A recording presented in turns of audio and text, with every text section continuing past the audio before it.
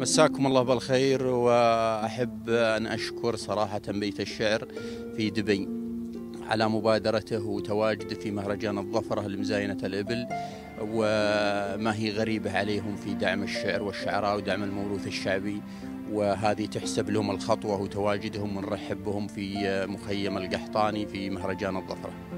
ومن ضمن المتواجدين هنا معنا في مخيم القحطاني الشاعر السعودي عامر العايذي. مرحبا واللهم السلام يا عامر. يا مرحبا، الله يحييك يا ابو علي، ونرحب بالاخوان من بيت الشعر الاخ ابو زايد، وفرصه طيبه اللي نواجهكم في هذا المكان.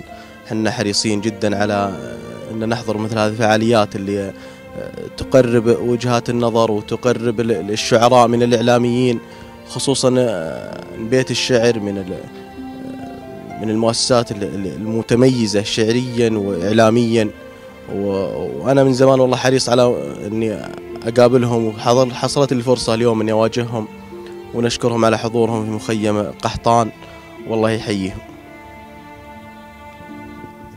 الله يحييك، وأنت بعد المخيم والمكان مكانك، وبيت الشعر هذا يرحب بالشعراء جميع. وأنا أتكلم بكوني شاعر ورحب في أبو زايد، صراحة نورتنا يا أبو زايد، وبارك الله فيك وفي جهودك صراحة وفيما تقوم به. فأخوي عامر، شو بتسمعنا؟ يعني بناخذ منك قصيد.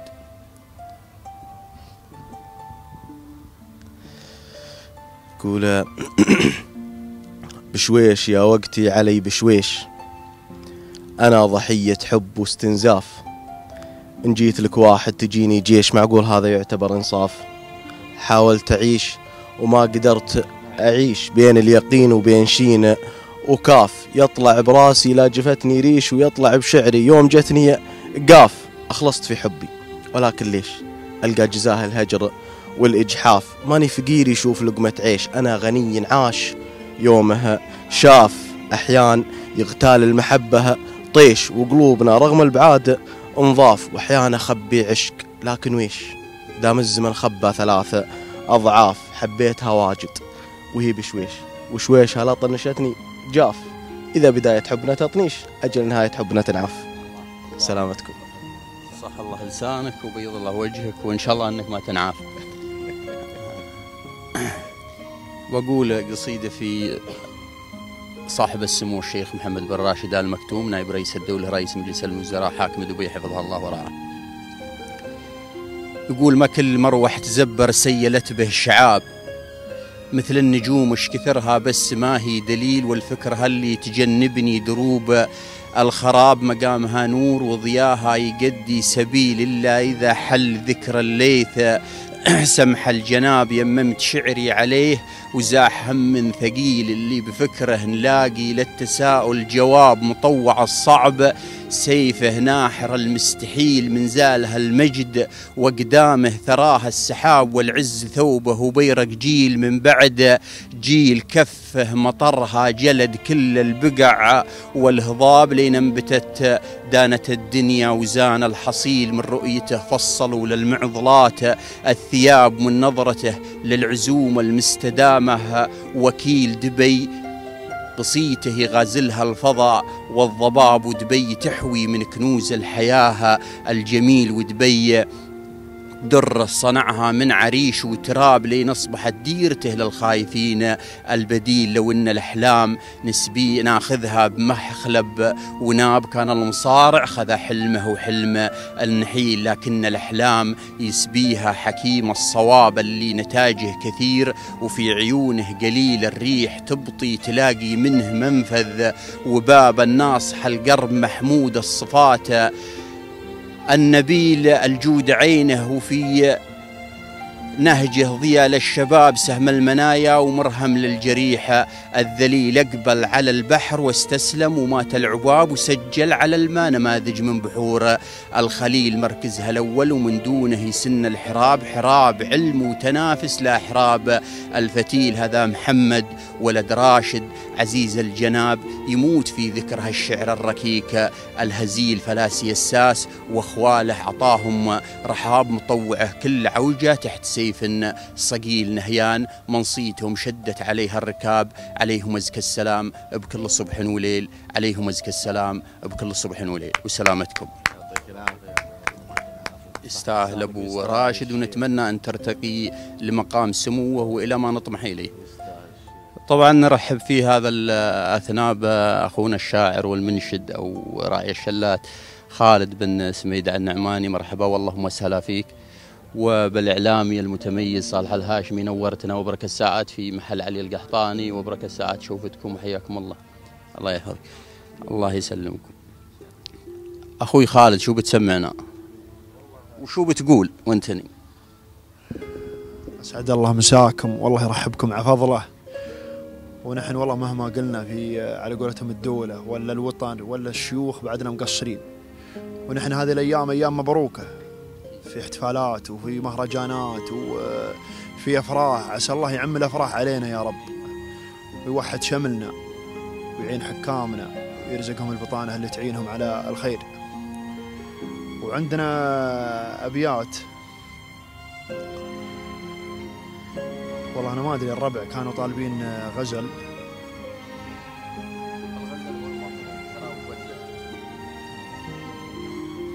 لكن ودي أبدأ بشيء للوطن قبل لا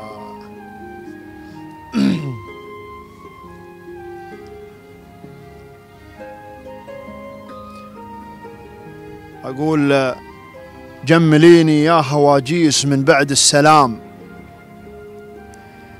جمليني يا هواجيس من بعد السلام، القوافي جاهزة والنوايا صافية. يا سلام الله على الحاكم العدل الإمام شيخنا اللي في ذراه البلاد بعافية. جمليني يا هواجيس من بعد السلام، القوافي جاهزة والنوايا صافية. يا سلام الله على الحاكم العدل الإمام شيخنا اللي في ذراه البلاد بعافية. ابن زايد زايد الخير زيزوم الكرام، بشت جوده بالمكارم علينا ضافية. وابو سلطان الخليفة معانق للغمام، والفعول اللي تنومس إجابة شافية. يا عساه بخير دايم ودام العز دام، والفعول اللي يا عساه الخير دايم ودام العز دام. تمشي الأمة العيناه لو هي حافية، عزنا في دارنا واطلق سراب الحمام، لا ذكرت اسم الإمارات عندي كافية. سلامتكم، وجهك أبيض الله يطول عمرك.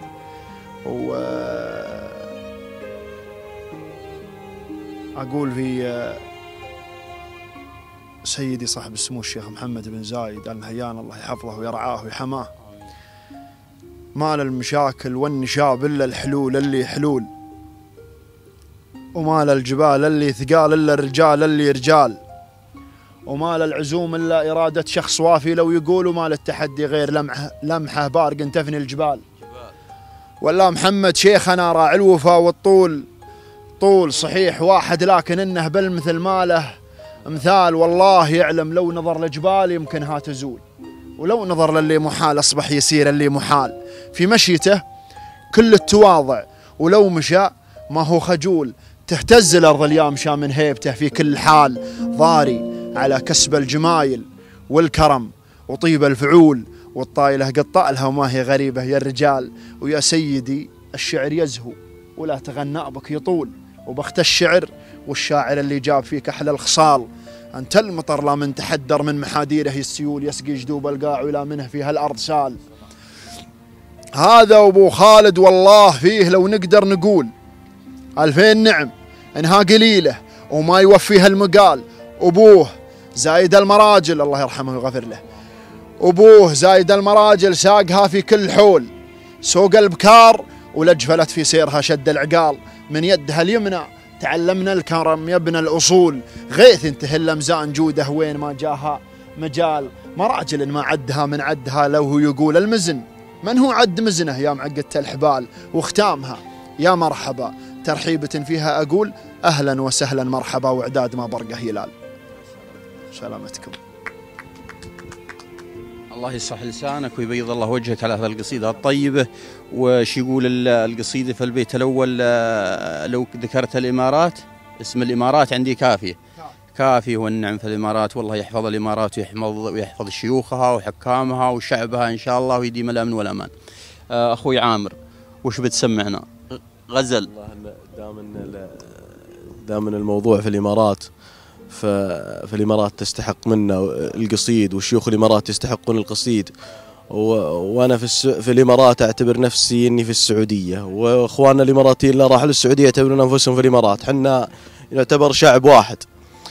أقول يا شمعة حروف الفكر والفرايد، بيني وبينك لا تضيع المسافات، طفي الشموع أحتاج نور القصايد، دامه يشعشع فوق 7 الإمارات. دار الحضارة طفي الشموع أحتاج نور القصايد، دامه يشعشع فوق 7 الإمارات. هذه إمارات الفخر، فالشدايد سطر لها التاريخ من فايتنا فات، واخواننا شعب الإمارات سايد من بيننا قوة الغلاء والعلاقات. أنتوا السعوديين وعيال زايد حنا ولا فيها جدال ونقاشات، الدم واحد والنسب والعوايد، يفخر بنا الماضي ويفخر بنا الآت، في ظل قايد ما هو بأي قايد، شيخ طموحاته بروسه المنيفات، على العداء حازم وصارم وكايد، تشهد له الوقفات لا جات وقفات، أما هجدهم بالفشق والوقايد ولا يصبحهم صباح الشريفات. وفي حبنا لا يمكن أن نزايد للشيخ أبو سلطان، والواقع إثبات، وارواحنا لجل خطر ما تحايد، واحيا معادينا على الواقع أموات، ودون الوطن والشعب وعيال زايد نموت لكن ما تموت الإمارات. سلامتكم جميع. صح الله لسانك. ونموت ما تموت الإمارات إن شاء الله، ما تموت الإمارات، والإمارات باقية على طول الزمن إن شاء الله. القصيدة عندي الحين بقول قصيدة غزلية زين إن شاء الله بتسمع مني. يقول يا يونس العيد مانه لا وصلت الرفاع، يا يونس العيد مانه لا وصلت الرفاع، سير على المطعم اللي فيه شاي الكرك، وسلم على شارعه يا صاحبي باع باع، اللي في وادي على سكته طاح وبرك. شوفني وانا صاحبك لطول عمره شجاع، في غبة الحب سيفي طاح لاسفل درك، سبايب اللي سبتني جعل ابوها الضياع، يوم رصدت لي وحطتني بوسط الشرك، لمرت لها الولاء والحب والانصياع، وعيوننا حايره وقلوبنا تنفرك، مفروض العام فاقت في حلاها الجذاع، محتكرة الحسن من صنعاء لحد الكرك، خذت من الحاكمه شقه ونحر وطباع، وبالزين لا هي بلا تحصى ولا تندرك، فيها كنافة حلب مع نبيذ البقاع، وادمنت هدمان والادمان ما ينترك، وقفت وقفة زعيم مطاع، ومن تحترك كل شيء يشوفها يحترك، من بينها والصبايا فالجمال اتساع، وشلون اقارن مع الطاووس طير الكرك. ويا يونس العيد تبغى الصدق خل الرفاع، خوفي تمره ويبقى جرحنا مشترك. وسلامتكم صح الله بدنكم عليكم زود. والحين عند اخوي خالد، وش عندك بتسمعنا؟ شيء صوت شله زين مطلوب. شله ها زين والله زين. تبي شرب الخير في شيء جديد وبنعلنه عشان بيت الشعر. هذا عمل جديد إن شاء الله، وبعدها ما نزل، لكن إن شاء الله في هالأيام المبروكة بينزل بإذن الله إن شاء الله. إن شاء الله إن شاء الله.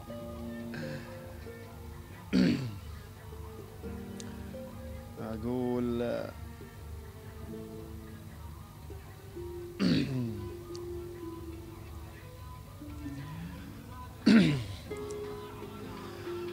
ما ودي امدح وانت من فوق الثناء، يمكن يبينا الصبح وانا مستمر، مل انتظاري لين ما موت دنا، والقلب لك على حر من الجمر. ما ودي امدح وانت من فوق الثناء، يمكن يبينا الصبح وانا مستمر، مل انتظاري لين ما موت دنا، والقلب لك على حر من الجمر. مل انتظاري لين ما موت دانا، والقلب لك على حر من الجمر.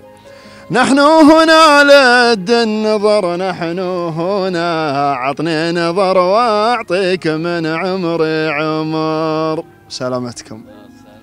الله يسلمك. يطول عمرك. أبيات أقول شفت البشر في عيونها، شفت البشر في عناها، وفي حور عينها تغنى الأهازيج، مزيونة طعم العسل في شفاها، والسلسبيل العذب طعمه مع الريج. مسكين من هو ما وصلها وجاها، يجر مواله وإذا جره يهيج. هذه حياتي من عن الوقت ماها، يروي ظما غيري وأنا ضامي الريج. وقولوا لمن حطت على القلب داها، لين انبرى حالي ونفسي بها ضيج. قولوا لها تفزع وترسل دواها مع الشبحة وطائرات اسمها الميج. وسلامتكم. الله يسلمكم. ارسال مستعجل ها.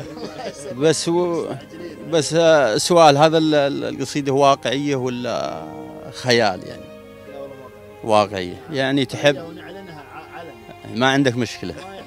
الله أشكر شجاعتك. والله في البعض مثلنا احنا صراحة نخاف. لا والله هذه مو بشجاعة. كثر ما أن الإنسان يظهر اللي في قلبه. يعني الحب أعمى. والله الحب خلاص. الله لا يعمينا بس. اللهم امين. الله يطول عمرك. عامر قول اللي عندك. أقول تمايلت شمس الموادع وانصرفت، أنا حزين وخاطري مثلي حزين، لهبت الذكرى على صدري ذرفت، من موق عين ما ذرف ليات عين، عن سكة الحب وطواريه انحرفت، ما شفت منها إلا الشقا دنيا ودين، إلا على اللي لجل خاطرها صرفت، كل النظر عن زين زاهيت الجبين، لاني وردت الجمة البير وغرفت، حتى لو اني كنت مكتوفة اليدين، ان كان حبك ذنب للذنب اقترفت، تبغى تزين تزين وان شانت تزين، ما عمرها شانت وانا لاجلك صرفت من عمري الماضي 3-4 سنين، ان كان حبك ذنب للذنب اقترفت، تبغى تزين تزين وان شانت تزين، ما عمرها شانت وانا لاجلك صرفت من عمري الماضي 3-4 سنين، يا الفاتنة صبري قتلني وانجرفت، الى الضياع اللي ملا صدري حنين، صحيح احبك لكن اني ما اعترفت الا بعد مشقاني الجرح الدفين، انا عرفتك زين لكن ما عرفت اني بدونك ما عرفت اعيش زين. سلامتكم جميعا. صح الله لسانك وبيض الله وجهك، وما أعرف وش الجو عندك يا أبو زايد. عندنا الأمور طيبة زين. قصيدة أختم زين توكل. لا إذا عادكم إذا عنده مجال يأخذوا من الشعراء عادي ناخذ منه. توكل. لا مش المسألة. ياخذ كل شيء خليه يعود. ايه هذا اللي المطلوب. الجزء الثاني انتظرون الجزء. نحن قلنا له انا بحضورك يقول يا سعيد خبرني على جو لبنان اللي جنوبه ماخذ لنا حسن نصر، ليه الحزن مستتصنعه وانطربان، مرة على لبنان ومرة على مصر. يا سعيد أنا مهموم ضايق وملان، دوام يومية من الصبح للعصر، ليلي خطوط وراحتي هم وشجان، وحتى صلاتي كلها جمع في قصرنا الحزين اللي يظنوه فرحان، وأنا في وادي فالهوى معتصر، عصر هايم مسافر في هوا دعج الأعيان، اللي خلقها ربها ضامرة خصر، الله خلقها للحلا كف ميزان، وما بالغ سميتها صيحة العصر، نروحت ناصر تقطعها الأحزان، وإن قبلت يا زينها ما لها حصر، صعبة منال وصالها قطع شريان، وشلون عدي سور بوابة القصر، ليت الفراق اللي هدم حلمي إنسان، وقتله وتذوق حلا نشوة النصر. يا سعيد خبرني على جو لبنان، ولا هنت كملها وقل لي على مصر. وسلامتكم. الله يعافيكم وصحة أبدانكم، وعليكم زود وبعض من ما لديكم. أخوي خالد نبات تختم لنا بشلة.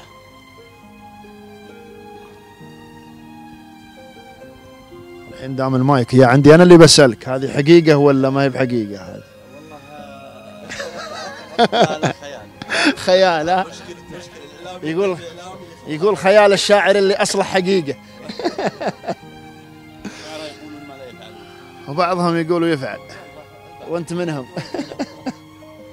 الله يطول عمرك. وش الشلة اللي نجيب لكم إياها؟ أقول كثرة تغلي يا حبيبي ما يفيد،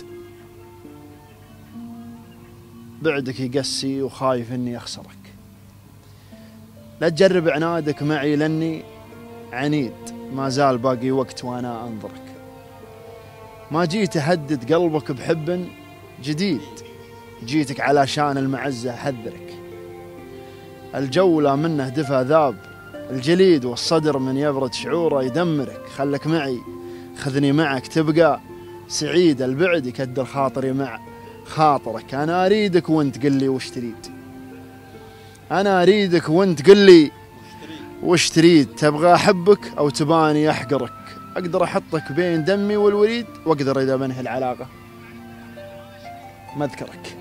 سلامتكم. الله يطول أعماركم. صح الله لسانك وبيض الله وجهك. وعامر عندك؟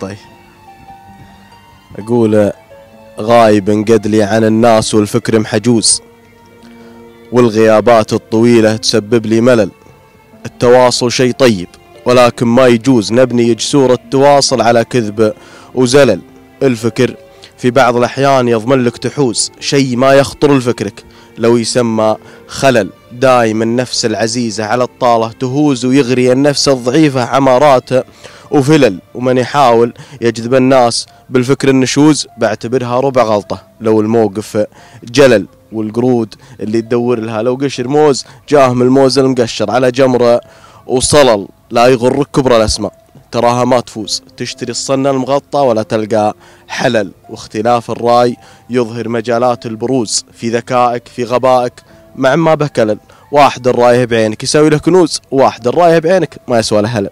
سلامتكم. صح الله لسانك وبيض الله وجهك، وأنت تسوى الكثير يا عامر، وإضافة الله يحفظك يرحم والديك. قصيدة أختم فيها قبل بعدين بناخذ منكم كلمة ختامية. بيت الشعر يقول: فالعرف والمرجلة محد يصاملنا، فالعرف والمرجلة محد يصاملنا، ووقفاتنا في سما الأمجاد حصادة، حنا صدق من قلنا، وما هو بحقران حد يا حضرة السادة، أجدادنا من سلفهم طاب منهلنا، وأحفاد مذحج ما هم في حاجة إشهاده. ما عليكم زود. أجدادنا من سلفهم طاب منهلنا، وأحفاد مذحج ما هم في حاجة شهادة، شيباننا لا دع الداعي هم أولنا، وصغارنا في لزوم القوم سداده، قدام لحيله تجللنا، نموت ما ننتصر بحصان طرواده، نخوض بحر المنايا ما تبللنا، والمجد عينه علينا دوم رصاده، مع من الناس ما ملنا، وما نلتفت للورى لو خلفنا قاده، عقولنا عن جهل الهرج تكفلنا، وعصابنا لا حكوا في جوف براده، الكامل الله ورب العرش كملنا، والطيب والجود والفزعه لنا عاده، إلا الهوى كل ما نرده يسملنا، يا زمرة الحب مشي عندكم فاده، في ظرف ساعة حبايبنا تهملنا، واسلوبنا جاف وهل العشق نقاده، ذربين لا من طرينا الحب قفلنا، وكبودنا نار هاب الشوق وقاده، عاداتنا كل ما نعشق تكبلنا، ونعيش في مجتمع متشدد زيادة، شعر الغزل في نظرنا ما يجملنا، وشعر الفخر كل ابونا فيه قصاده، حتى الطرب نسمع اللي ما يمللنا، قديم ما عاد فيها الناس نشاده، اللي شبكنا معك لازم يخلصنا، ولا انت يا سيدي يا سيد الساده، وخلاص من حبكم يا زين عزلنا، ومعادلي في هواكم شفن وراده، قولوا لمن حبنا عذرا يحللنا، فيما طلب عندنا عادات جلاده. وسلامتكم وما عليكم زود، وبيض الله وجيهكم لحضوركم وتواجدكم مع بيت الشعر، ونشكر بيت الشعر لتواجده صراحة في هذه الفعاليات، وما هي بغريبة عليه. في فترة وجيزة أصبح علم نار على علم، وأشهر من نار على علم صراحة من دعم الشعراء على مستوى الخليج. ما هي بس شعراء داخل الإمارات، ولكن فعالياته متنوعة، تميز بحضوره وتنوعها. أماكن تواجده في الأمسيات اللي ينظمها صراحة، اختيار الأماكن، استقطاب الجمهور، استقطاب الشعراء، التصوير في السوشيال ميديا، صراحة مميزين، نتمنى لهم التوفيق وشكرا لهم على دعمهم الدائم، والله يوفقهم. كلمة خالد. الله يطول عمرك، ما خليت لنا شيء نذكر فيه بيت الشعر، بيض الله وجوههم متواجدين في كل محفل، بيض الله وجوههم، ونحن على دعمهم لا محدود في دعم الشعر وتوصيله إلى أكبر شريحة ممكنة في عالم السوشيال ميديا وفي الإعلام. نحن نقول لهم صح لسانهم وبيض الله وجوههم، ما قصروا، والله يعطيهم العافية ويعينهم على ما يقومون عليه من دعم لهذا الموروث الطيب في هذه الدار الطيبة. عامر كلمة. بصراحة أنا أحب أشكر بيت الشعر اللي أمانة أجده بيت الشعر الخليجي، حتى لو مقره دبي، ولكن وصوله إلى الساحة الشعرية في الخليج بأكمله هذا يدل على نجاحهم وعلى تعاونهم مع شعراء الخليج بشكل عام. أنا من أشد المتابعين لهم من فترة، وتشرفت بشوفتهم الليلة. حضورهم الدائم في جميع المجالات الشعرية سواء داخل الإمارات أو خارجها يدل على أن هناك عمل جبار يتشرف فيه أي شاعر بالتعاون معهم، وفرصة طيبة اللي قابلناهم الليلة، وإن شاء الله ما يكون آخر لقاء، إن شاء الله يكون عندنا لقاءات ثانية، ونسأل الله لنا ولهم التوفيق. وأحب أشكرهم من هذا المنبر، وممثلا بأخوي زايد وجميع الأخوان اللي معه.